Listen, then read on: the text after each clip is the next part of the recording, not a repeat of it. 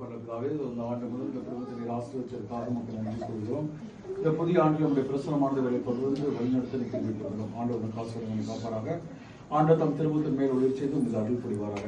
ஆண்டவர் தம் திருமணத்தின் பக்கமாக திருப்பி உனக்கு அமைதி அருள்வாராக. நம்முடைய இறைவன் தந்தை மகன் தூய ஆவியானவர் சிறப்பாராக.